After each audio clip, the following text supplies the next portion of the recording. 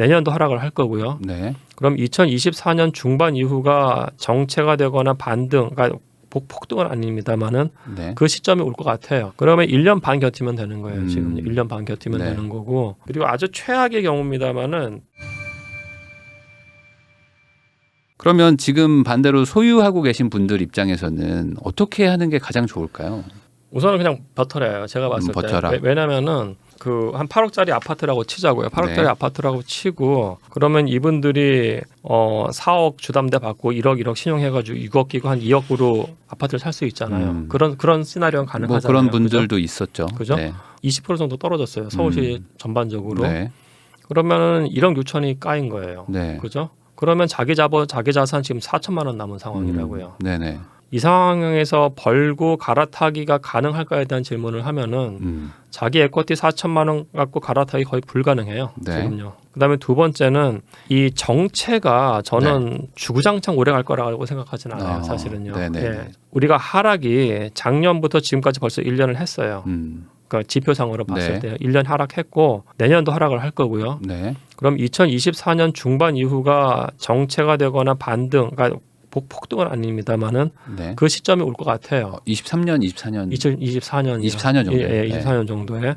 그러면 1년 반 견디면 되는 거예요. 지금 1년 반 견디면 네. 되는 거고 뭔가 프로그램이 나올 수도 있어요. 예를 들어서 6억에 대해서만 보금자리론이 있는 게 아니고 과거엔 9억까지 있었잖아요. 네. 사실은요. 그러면은 그거를 9억까지 올리고 안에 있는 물건들에 대해서 고정금리를 바꿔주는 상품이 나온다고 하면은 네. 이 사람들이 숨통이 터질 수 있을 것 같아요. 지금 갈아타기를 할 수 있는 상황이 좀 굉장히 힘들다는 게 첫 번째고 네. 두 번째는 미래의 상황이 굉장히 유동적이다는 점 그리고 아주 최악의 경우입니다만은 정말로 인플레이션이 왔는데 기준금리를 인플레이션을 못 잡았어요. 네. 그땐 부동산이 갈 수가 있어요. 가능성이 작은 시나리오임에도 불구하고 네. 그 가능성이 있기 때문에 저는 지금 파는 거는 조금 그러면 마지막 그 요건은 그런 건가요? 그러니까 뭐 기준금리를 올리긴 하는데 막 경기 침체가 막 오는데 물가는 안 잡히는 스태그플레이션인가요? 그렇죠. 그러면 또 막 또 예. 달리나요? 예. 이게? 그러니까 예를 들어가지고 터키가 되게 안 좋잖아요. 네네네. 터키가 인플레이션 크게 왔는데 지금 터키 정부에서 이상한 짓을 했던 게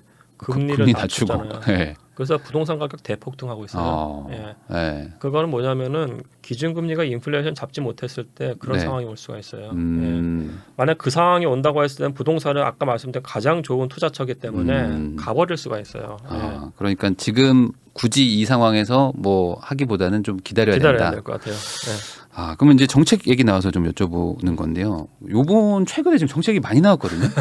그중에 이제 가장 먼저 나온 게 50만 원 공급, 특히 청년 서민 대책 우선 현실성이 있는지 그리고 두 번째 이렇게까지 하는 이유가 뭔지 어떻게 보세요?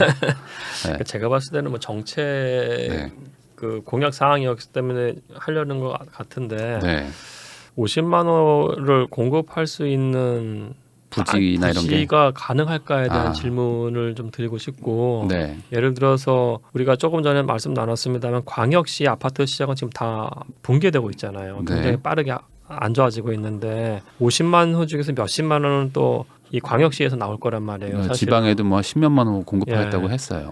그러면은 그거는 그 지역에 또 안 좋은 뉴스고 그리고 이제 서울에 대해서 이렇게 한다고 했을 때 물론 서울의 역세권 청년주택 1000%짜리 용적률 줘서 여러 군데 많이 지어지곤 있어요. 근데 몇십만 원을 단기간에 지을 수 있까에 대한 현실 가능성은 제 생각에 그렇게 크진 않은 것 같아요. 물론 여기 보도자료에는 인허가를 하는 거라고 얘기는 했는데 현실성이 조금 떨어지는 수치일 수 있다. 그렇죠. 너무 많다. 너무 많죠. 그리고 예를 들어가지고 저번에도 270만 원 말씀하셨잖아요. 그럼 저 50만 원가 270만 원 안에 들어가는지도 약간 궁금하기도 하고 들어갈 것 아마 같은데 뭐 계속 그 같은 거를 이렇게 표현하고 저렇게 표현하고 하는 것 같긴 합니다. 근데 청년 주거 복지에 대해서 관심을 쓰는 거는 좋긴 할 것 같아요. 근데 좀 현실 가능성이 있어야 될 것 같고요. 그 다음에 두 번째는 뭐냐면은 인센티브를 준다고 했을 때 지나쳐서는 안 돼요. 사실은 미국에서 인센티브를 주는 요건 같은 게 3개가 있거든요. 정말 필요한 거에 대해서 줘야 돼요. 필요한 상황에 대해서. 근데 필요한 상황은 우리가 동의를 할 것 같아요. 청년들이 청년 세대가 모든 세대 중에서 지금 제일 가난한 세대이기 때문에 그리고 인센티브는 충분히 지어져야 되는 게 맞아요.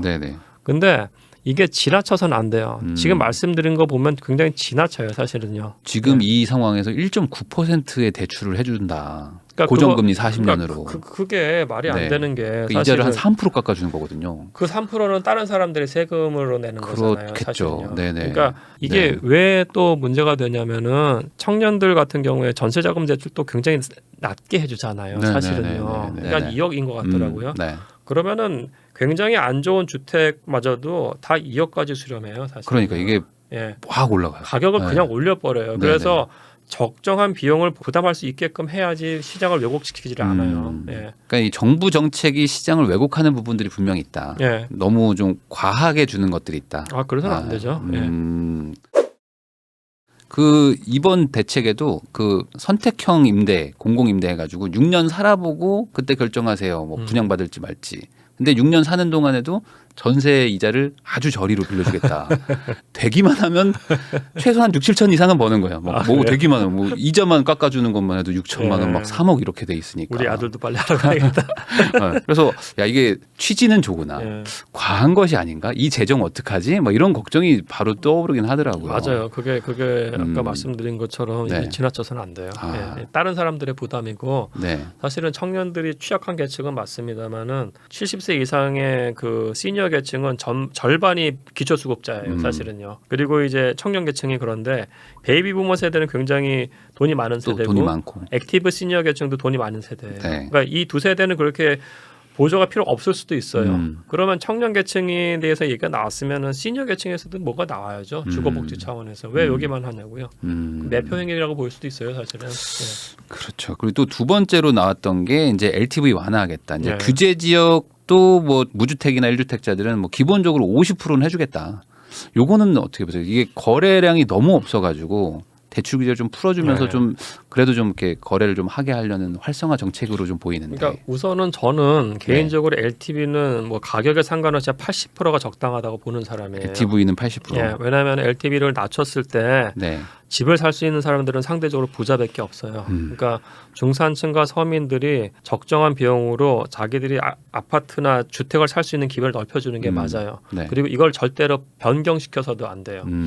다만 그것과 별개로 지금 우리나라에서 심각한 문제가 이 가계 대출 부분이거든요. 이건 부동산을 좀 넘어서서 말씀을 드리면은 해외에서 글로벌 펀드나 이런 글로벌 인베스터들 봤을 때 작년 초부터 그러니까 제가 좀 미국에서 네트워크가 좀 있으니까 얘기를 들어보면은 딱 그거예요. 오늘 그러니까 글로벌 헤드랑 통화를 했는데 글로벌 헤드가 나한테 야 한국 가계부채는 괜찮아? 그렇게 물어보라는 거예요. 사실은. 근데 미국에서 보면은 한국은 거의 관심 없어요. 대단히지나마도 어린이도 모르는 나라고.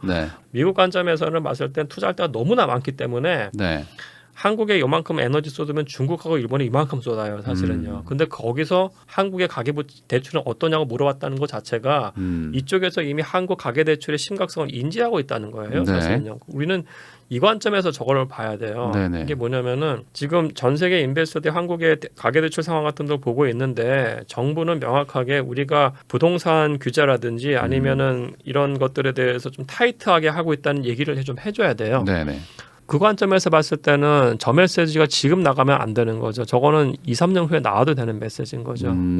근데 지금 얘기를 한 게 뭐 민생 대책, 뭐 비상회의 뭐 거기서 이제 나왔던 멘트긴 한데 전반적으로 뭐 건설업의 뭐 좀 위기감, 침체 이런 것들이 있기 때문에 좀 이렇게 좀 풀어야 된다는 시기였거든요. 그러니까 이게 약간 좀 재밌는 게 말씀하신 거 이건 민생 얘기하는데 지금 건설업 부흥을 얘기한 거잖아요. 사실 뭐 해외 건설 얘기하면서 이제 국내에도 약간 좀 뭐 해야 된다 이런 얘기였었거든요. 그리고 저도 그걸 좀 봤는데 민생 얘기하는데 왜 세입자 대책은 없냐고요. 월세가 그렇게 폭등을 하고 있는데 그 얘기 하나도 빠졌어요. 그 월세는 좀 전혀 지금 관심이 없는 것 같아요. 그러니까 보면. 이게 보면은 주택 경기 활성화를 위해서 이제 그러니까 주택을 갖고 있는 사람들은 상대적으로 부자잖아요. 사실은. 그거 어떻게 부스트업 시킬까에 대한 전략인 것 같은데 제가 봤을 때는 지금은 저거를 LTV를 완화시켜 준다고 했을 때 과연 시장에서 거래량이 늘어날까? 저는 그것도 아니라고 봐요. 사실은 지금 많은 사람들이 내년에 가격 하락을 예상하고 있다고 하면은 시점 자체를 미룰 거 아니에요. 그럼 저거는 지금 정책으로서도 실효성이 지금 없어지는 거예요. 오히려 어느 정도 사람들이 지금은 이제 가격 하락 시점은 끝난 것 같아. 이제 정체가 될 것 같다는 생각을 한다고 했을 때 저 정책이 나오면은 그때는 위력을 발휘할 수는 있겠죠. 그러니까 저 정책은 제가 봤을 때는 그 실효성의 측면에서도 말이 안 되고요. 그럼 뭔가 방향 설정이 살짝 조금 좀 핀트가 좀 어긋났다 이렇게 봐야 되는 걸까요? 그러니까 이 메시지가 네. 원희룡 장관은 뭐 주택 가격 떨어질 것 같다고 얘기하고 있고 네. 금감원장은 뭐 LTV 풀어줄게요 얘기하고 있다고 하면은 네. 외국에서 봤을 때 도대체 한국 정부의 메시지는 뭐냐고 얘기를 할 수가 있을 것 같아요. 뭐 하는 사람들인가. 지금 조정 대상 지역도 많이 풀 거다라고 또 예. 국토부 장관이 또 얘기를 하거든요. 지금 규제 지역들을 많이 풀 지역들이 지금 기다리고 있다. 뭐 이런 식의 지금 언급을 했어요. 그래서 또 11월 중순에 또 지금 뭐 심의해가지고 뭐 많이 풀 거다는 지금 분위기가 있는데 예. 그럼 이게 지금 메시지가 좀 앞뒤가 지금 서로 다르다. 지금 방향을 예. 못 잡겠다. 이렇게 봐야 되는 건가요? 그렇죠. 예를 들어가지고 미국 같은 경우는 지금 메시지 클리어해요. 그 파월 전 의장이 7월달에 얘기했던 게 네. 주택을 살려는 사람들을 참아라예요. 정책 당국자는 메시지 명확하게 해야 돼요. 네. 지금 가격 하락이 굉장히 클 거기 때문에 주저하셔라. 다만 우리가 스터디를 해가지고 규제 완화에 대한 전반적 혁신을 할 건데 네. 그거 언제 하냐면 내년이나 후년 할 거다고 하는 사람들이 기다릴 거예요. 지금 저거 해봤자 어차피 작동 안 할 거잖아요. 사실 실효성 뭐 없잖아요. 작동이 뭐 잘 될 가능성이 뭐 낮죠. 사실상 뭐 과한 규제를 풀어주는 정도긴 하지만 굳이 그걸 뭐 지금 어떤 유의미한 뭐 변화를 이끌기는 좀 어려울 것 같다고 그렇죠. 저도 생각은 하거든요. 그리고 LTV 같은 경우에는 사실은 이게 박근혜 정권 때 80% 하다가 문재인 정권 때 60% 낮추고 지금 다시 뭐 40%까지 40% 갔다가 다시 이렇게 하는 네. 건데 그거는 여야 합의해가지고 80%딱 그냥 가버려야 돼요. 사실 부동산 시장 약간 꿈틀거렸다고 바꿔서는 안 된다고 봐요. 왜냐면은 어떤 사람들은 거기에 맞춰서 작은 플랜을 다 짜고 지금 시장에 들어가려고 하거든요. 네네. 그럼 그 사람의 계획이 망가지는 거예요, 사실은. 예. 이게 조정 대상 지역 같은 것도 갑자기 발표되면 갑자기 대출이 줄어들어요. 그러면은 갑자기 집 살려고 알아보던 분들 입장에서 다 어디서 갑자기 2억을 구해와야 돼. 그러니까요. 그러니까 사지도 못하고. 그러니까 그리고 또 갑자기 풀어주고 또 막. 그때는 네. 그러니까 부자들만 사는 거잖아요, 사실은. 그러니까요. 예. 네. 1억, 2억을 개인이 대출 받는다는 게 쉽냐고요. 근데 부자들은 건물 하나 갖고 있으면은 뭐 그거죠. 운영 자금을 대출을 받은 다음에 네. 딴 데로 쿠션 돌려가지고 한번 바꿔오면 되는 거니까 네네네. 할 수 있는 게 많잖아요. 예. 그러니까 그러면 지금 그 월세가 어쨌든 많이 올라가고 있는데 아까 이제 정부에서 뭐 여기에 대한 대책이 지금 별로 안 보인다고 하셨잖아요. 보통 뭐 외국에서는 이렇게 월세 급등기가 뭐 우리나라만 오는 거 아니니까 그렇죠. 예. 어떤 식으로 이런 걸 좀 하나요? 그러니까 미국 같은 경우에도 이제 바우처 프로그램 같은 게 있어요. 그런데 우리나라는 바우처 프로그램이 약간 정액제예요. 특정 소득 이하에 대해서 10만 원, 20만 원 이렇게 더 정액으로 주는 월세 건데. 지원 뭐 이런 그렇죠. 식의. 예, 맞습니다. 근데 미국은 이제 약간 중위소득 안에서 좀 세분화를 시켜요. 세분화를 네네. 시키고 그리고 미국은 지역마다 표준 임대료라는 게 있어가지고 네. 그 표준 임대료하고 자기 소득의 30%까지는 내고 이 격차를 바우처로 줘요. 그 지역의 표준 임대료가 200만 원이라고 하는데 네. 어떤 사람이 소득이 많은데 소득이 그러니까 중위소득 이하인데 그 사람의 소득을 봤을 때 30%는 한 150만 원까지 쓴다. 그럼 50만 원 주는 거예요. 어떤 사람의 소득의 30%가 100만 원이다. 그럼 이 사람한테 100만 원을 줘요. 네. 이 바우처 혜택을 받는 사람들이 다는 아니에요. 네네네. 근데 이 혜택을 받는 사람들은 그나마 괜찮아요. 사실은. 예. 그러니까 월세가 올라가도 뭐 내 소득의 어느 정도만 부담되는 거지 그렇죠. 뭐 아예 네. 그냥 생활비까지 다 탈탈 털어야 하는 거는 그 막아준다. 아니죠. 그리고 이제 네. 두 번째는 중요한 게 이러한 바우처를 받는 주택이 공공으로부터 약간 지원을 받은 주택군들이에요, 사실은. 네네. 그래서 정부가 어떻게 보면 임대료를 컨트롤할 수 있는 주택인 건데, 그러니까 정부 주택은 아니에요. 네. 민간이 갖고 있는데 인센티브를 받았기 때문에 그 렌트 컨트롤을 좀 받아요. 그럼 이런 주택 물량들이 미국은 어느 정도 확보를 하고 있는 거예요. 근데 우리는 그게 너무 없어요. 그러니까 공공주택은 아니지만 사실상 준공공의 역할을 할 수 네. 있는 그런 것들을 좀 잡아놓고 있으니까 그렇죠. 거기다가 바우처를 준다. 네. 근데 우리나라는 저리에 전세자금 대출 지원하는 식으로 해버리잖아요. 그렇죠. 약간 예. 그러니까 아예 그냥 뭐 어찌 보면 좀 불특정 다수한테 막 줘버리는 것 같고. 근데 그런 것들이 좀 시장을 또 왜곡할 수도 있다. 그렇죠. 그러면은 지금 같은 상황에서는 월세가 올라가면은 좀 바우처를 줘야 되는데라고 보세요. 지금 그러니까 같은 상황이면. 지금은 사실은 네. 제 생각에는 이제 뭐 그러니까 그 바우처 프로그램이 미국에서 굉장히 파퓰러해요. 그래서 미국 국토부의 예산 절반이 사실 그 바우처 프로그램 예산이에요. 아, 그래요? 그래서 사실 이걸 혁신하려고 네. 옛날에 조지 부시 대통령, 트럼프 대통령도 이걸 하려고 했는데 좀 부담되겠네요. 근데 못했어요 결국은. 그러겠죠. 워낙에 인기가 많기 때문에 이걸 네네네. 못해요. 네네네. 근데 사실은 이게 부담이 되는 건 맞습니다만은 세입자들한테 좋은 정책인 것도 역시 맞아요. 따라서 이거는 선택의 문제인 것 같고 네. 다만 우리나라도 지금 세입자 정책이 사실 안 보이거든요. 네네. 그러면은 정부가 임대료를 컨트롤할 수 있는 주택에 대해서도 좀 늘릴 생각을 좀 하셔야 되고 그다음에 바우처에 대해서도 적정한 수준의 바우처를 어느 정도 소득군인 사람들한테 줄 수 있을지에 대해서 공부하고 연구하고 정책이 좀 나와야 돼요. 조금씩. 정액 갖고는 안 돼요. 예. 네.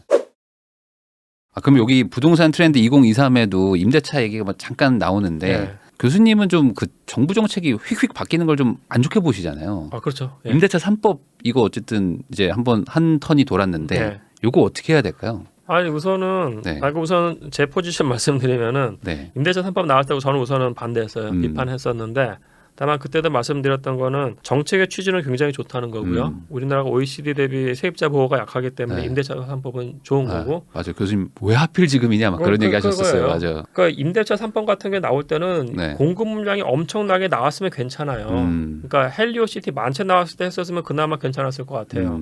근데 그때 공급량이 없는데도 했었기 때문에 매매 가격, 전세가 같이 폭등을 했던 거고.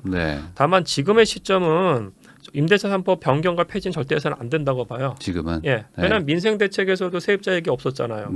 그럼 임대차 3법은 가장 좋은 세입자 보호책인데 그걸 왜 폐지하냐고요. 그리고 두 번째는 전세 가격과 매매 가격이 작년 11월 기점에서 다 떨어지고 있어요. 그리고 이제 임대차 3법의 폐단이라는 건 뭐냐면은 전세 가격 자체를 올린 다음에 이중 가격을 만들었거든요. 그러니까 새로 가격 하는 사람들은 높고 갱신은 낮았잖아요. 맞아요. 그죠? 지금도 있습니다. 지금도 있죠. 지금도 있어요. 그때의 단지별로 갱신과 그 신규의 그 스프레드가 지금 굉장히 낮아지고 있어요. 그러니까 문제가 이게 올라가면서 갱신했던 게 일로 붙어버리는 그 심각한 사회 문제죠. 근데 이게 낮아지면서 이게 과거 가격을 회귀하고 있다고 하면은 이 정책은 지금 그 지켜져야 되는 거고 지난 2년 동안 우리가 사회적 비용을 엄청나게 들였잖아요. 그렇죠. 근데 이걸 또 바꾼다? 그건 또 말도 안 되는 거라고 봐요. 저는. 그러면 요거는 그냥 이대로 간다. 이대로 가야 돼요. 그러면은 그거는요. 그 가장 많이 논란이 되고 있는 게 이 2+2를 쓸 수도 있고 안 쓸 수도 있고 이러니까 막 그 임대인과 임차인이 막 소송 많이 붙었거든요. 그 부분은 어떻게 보세요? 이게 명확하게 4년 아니면 뭐 3년 이렇게 하지. 왜 +2 쿠폰이냐? 왜 이게 왜냐면 집이라는 게 워낙 민감해서. 나갈까 말까도 사실 마음이 막 바뀌는데 그거를 쓸 수도 있고 안 쓸 수도 있고 뭐 그러면 요게 좀 그 사회적인 그 비용이 좀 부담되는 거 아닌가라는 의견도 있거든요. 요것도 우선은 가자. 우선은 가야 될 것 같아요. 괜히 여기서 뭐 건드렸다 큰일 난다. 저 때가 문제가 됐던 게 제가 알기에 그 재건축 단지 하면서 사실은 집주인이 2년 살아야지 막 그런 것도 있었고 그게 있었잖아요. 사실은 사람들이 그거하고 임대차 3법하고 약간 혼동했었어요. 그러니까 이것 때문에 임차인들이 많이 쫓겨난 거였거든요. 사실은요. 근데 이건 지금 폐지시켰잖아요. 그죠? 맞습니다. 됐고 그러면 임대차 3법에 대해서 2+2에서 보니까 이제 임대인들이 자기가 산다고 그래가지고 쫓아낸 경우가 있는데 나중에 또 보니까 임차인들이 그 전입신고 딱 끊어봐가지고 소 걸더라고요. 그래서 이거는 어차피 사회적 비용을 들여가지고 지금 되고 있는 문제여서 지금은 어떻게든 사법부의 영역으로 지금 갔죠. 국토부에서 지금 뭐 정착이 되고 있는 과정이라고 봐요. 제가 봤을 때는. 하긴 이제 집주인분들은 뭐 4년 빌려줄 거라 생각하고 빌려주는 사회적인 분위기가 돼버렸으니까. 이거는 우선은 어쩔 수 없다. 이 상황에서는 좀 그냥 세입자 가자. 세입자 보호가 약하기 때문에 저거는 우리가 지켜야 될 법이라고 봐요. 지금은. 그리고 이 책에 보면은 이제 23년도에 좀 주목해야 될 곳이라고 해야 될까요? 뭐 그런 투자처 이거를 좀 리모델링을 좀 꼽으신 게 있더라고요. 요거 좀 설명 좀 한번 해주시죠. 근데 이제 썼던 시점하고 지금하고 완전히 상황이 바뀌어가지고 너무 막 바뀌니까 지금은 한 달 단위로 바뀌거든요. 지금. 그러니까 제가 그 주장했던 말은 뭐냐면은요. 논거가 어땠는데? 그러니까 재건축이 앞으로 굉장히 힘들 거라는 말씀이에요. 재건축. 그러니까 재건축을 한다고 하면은 기본적으로 주공 아파트 단지에 보면은 토지 지분이 많았잖아요. 그때는 부시고 큰 아파트 짓는 게 가능했는데 3,000세대가 6,000세대 되고 막 그랬었죠. 그렇죠. 그게 가능을 했는데 지금 우리가 80년대 후반 그리고 90년대에 만들어진 아파트를 보면은 어떤 아파트들은 용적률이 300% 넘은 것도 있고요. 250%가 된 것도 있어요. 꽉 차 있죠. 사실 굉장히 용적률이 높아서 이런 아파트 단지들은 재건축이 사실 불가능해요. 어떻게 보면은 결국 리모델링으로 갈 수밖에 없어서 제가 봤을 때 도시개발에서 어떤 패러다임이라는 것이 재건축에서 리모델링으로 갈 가능성이 높다는 거고 그 관점에서 리모델링 가능한 단지가 좀 괜찮지 않냐고 봤어요. 올해 8월까지. 근데 이제 레고랜드 사태 나고 9월달에 환율 폭등하면서 리모델링도 사업성이 아마 굉장히 안 좋아지고 있는 걸로 보여요. 이래나 저래나 공사를 하려면 돈이 들어가고 뭐가 됐든 대출을 잠깐이라도 써야 되는데 그 자체가 지금 너무 힘드니까. 그러면 지금은 전반적으로 어떤 뭐 신규 사업 이런 것들은 뭐 거의 지금 뭐 우선은 잠시 중단. 아마 굉장히 힘들 겁니다. 예를 들어가지고 신문 보신 분 아시겠습니다. 둔촌주공 같은 경우에 사업을 하려고 하고 지금 중간에 이제 그 ABCP인가요? Asset Backed Commercial Paper인가 그 어음이죠. 일종의 어음. 그 뭐 12%로 대환했다 뭐 이런 얘기 있더라고요. 원래 4%였잖아요. 네, 원래 12%. 4%였는데 그게 단기채예요. 83일짜리 단기채인데 그게 4%가 됐고. 그러니까 지금 둔촌주공은 어떻게 보면 괜찮아 보이는 아파트 단지 재건축인데도 그렇게 나온 거예요. 그 이제 브릿지론 형태인 거죠. 이제 12,000세대인데. 그리고 그게 이제 중간에 건설이 들어갔고 중간에 파이낸스 하기 위해서 대환하는 자금이었잖아요. 그게 그렇게 된 건데 이관점은 뭐냐면은 제일은행권에서 부동산 개발에서 굉장히 위험하다고 보는 거예요. 사실은요. 그러니까 중간 파이낸스도 안 되는데 신규에 대해서 대출을 해줄까? 그렇죠. 그리고 한다고 했을 때 과연 과거와 같이 3%대로 해줄까? 아닐 수가 있어요. 그러겠죠. 그래서 지금 신규 아파트 공급이 굉장히 저조할 가능성이 높아져요. 그러면은 이제 그나마 유망해 보이는 게 리모델링이었는데 지금은 그런 게 아니라 그냥 신규 사업 중단. 뭐 지금 그런 아마 분위기니까. 이게 굉장히 신규 사업 진행이 힘들 겁니다. 진행이 힘들고 만약에 진행을 한다고 했을 때 이자율이 그 정도라고 하면은 그거는 분양가에도 전가되지만은 본인들 거기 사시는 분들의 자기 분담금으로 전가될 거예요. 그 분담금으로 과연 내가 집을 고쳐서 새 집 받고 사야 돼? 본인들이 싫어할 수도 있는 상황일 거예요. 그래서 그 최근에 국토부 장관도 이게 침체 후에 급등이 될 수도 있다. 그러니까 이렇게 공급이 너무 멈춰버리면 그래서 이걸 해결을 해야 된다. 뭐 이런 식의 뉘앙스의 말이 있었거든요. 저도 그 뷰에 약간 동의해요. 지금 단계는. 아까 제가 사실 디벨로퍼들하고 좀 친해서 많은 분들이 이제 레고 사태가 터진 다음에 부동산 PF가 어려워졌다고 보시는데 사실 그 전부터 그게 조짐이 나타났어요. 사실은 그러니까 제가 아는 디벨로퍼도 굉장히 사업 크게 하는 분인데 환율이 1,300원에서 1,400원으로 발작을 했을 때 환율이 1,400원 됐을 때 그때 국고채가 엄청나게 확 뛰어버렸어요.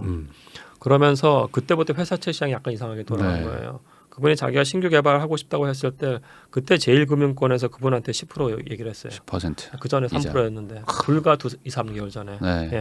근데 레고랜드 사태 딱 터진 다음에 부동산 디벨로퍼당 얘기를 했을 때 자기들한테 10% 중후반대 이자를 얘기를 한다는 거예요.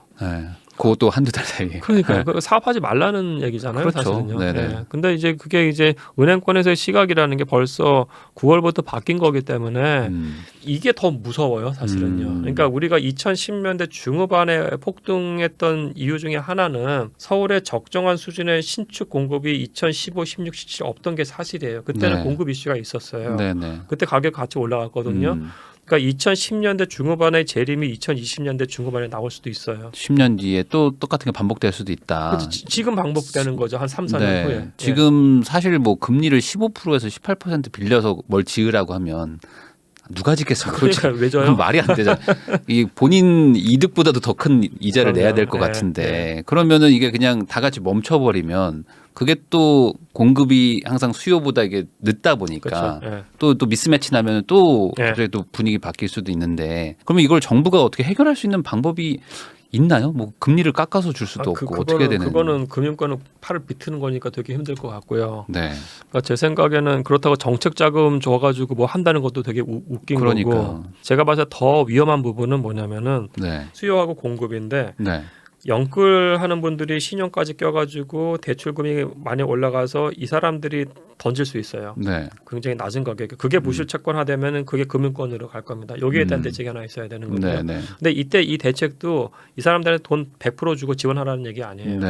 제가 책에 약간 썼습니다만 정부가 투자식으로 가서 공유 지분해가지고 지분을 가져가라는 얘기고요. 비슷하게 걱정되는 부분은 이 공급 부분이에요. 공급 부분에서 예를 들어서 우리가 작년하고 올 초에 강남권이건 여의도건 분양가 상한제 때문에 작은 오피스텔들 막 10여 개 팔렸잖아요. 그죠? 그러면은 이 근처에 있는 오피스텔들 보시라고요. 한 300채 있어요. 그게 하나가 한 15억 잡으면은 그게 벌써 4,500억짜리 파이낸스예요. 이게 맨 처음에 계약을 한 사람들이 있을 텐데 봤더니 저기 있는 30평대 아파트가 얘보다 더 싸? 그럼 얘 취소하고 일로 가서 살 수도 있는 거거든요. 그럼 여기서 미분양 사태가 난다든지 하고 네. 중간에 파이낸스 이렇게 털어진다고 했을 때 이 사업이 아예 망가질 수가 있어요. 네네네. 근데 이 건물 하나가 4,500인데 3, 4천인데 그게 지금 많아요. 여러 개죠. 여러 개예요. 네네네. 이게 망가진다고 하면 이거 그냥 금융권으로 전가돼요. 따라서 양쪽에서 지금 부실 채권화 가능성들이 높기 때문에 우선 네. 이것부터 제가 봤을 때는 좀 잘 봐야 될 것 같아요. 정부 양측 당국이. 또 그렇다고 뭐 금리를 안 올릴 수도 없고. 그렇죠. 그거는 또 그건 또 한국은행의 영역이니까. 그냥 결론은 미국이 저렇게 가지만 우린 또 같이 가는 거고 그러다 터지는 뭐 이런 사건 사고 같은 것들은 또 그냥 수습하면서 갈 수밖에 없는. 그렇죠. 그러니까 그런 미리 상황인 거죠. 대응을 해야죠. 미리 부실 채권화 가능성 있는 것들을 시나리오를 써서 그걸 어떻게 뭐 배드뱅크에 넣을지 이런 부분들을 지금부터 고민을 해야죠.